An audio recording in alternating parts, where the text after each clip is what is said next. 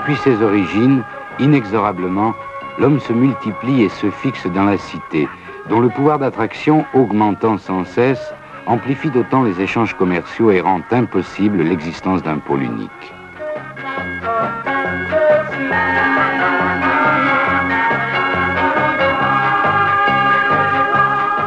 Ces pôles devront se multiplier pour éviter leur propre asphyxie. Autoroutes, ponts, tunnels et échangeurs irrigueront la cité tel un être vivant.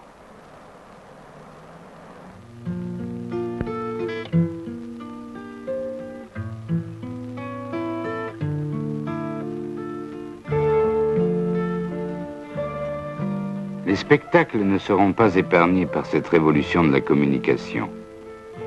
Et l'image enregistrée se substituera petit à petit au théâtre, qui cessera d'être le seul écho cérémonial de la cité.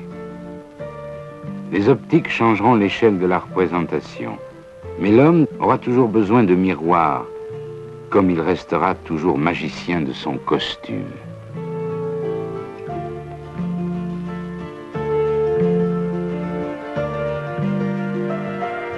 Paradoxalement, l'homme n'est pas seulement poussé vers le futur, il est aussi retenu par ses racines. Et il s'attachera toujours aux choses de la nature, car il s'établit entre elles et lui des liens secrets qui ressemblent à de l'affection.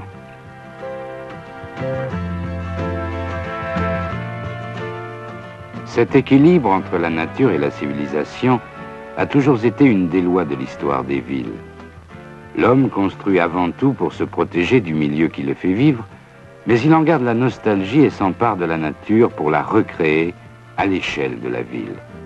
Il ne devrait cependant jamais oublier ce qu'affirmait un jour Le Corbusier dans la charte d'Athènes: le soleil, la verdure et l'espace sont les trois premiers matériaux de l'urbanisme.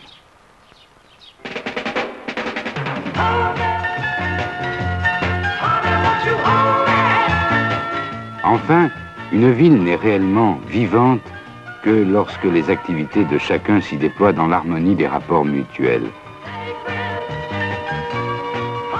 Cela apparaîtra d'autant plus évident que si chacun aspire, dans son travail, à utiliser sa propre voiture, la perspective de la randonnée invite à se retrouver à plusieurs dans un même véhicule.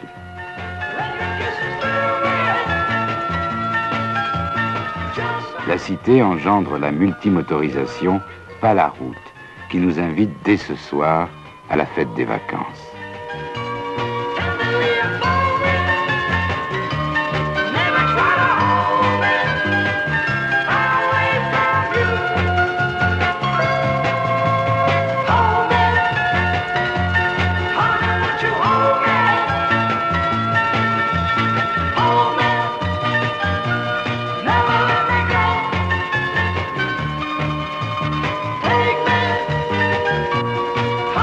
You take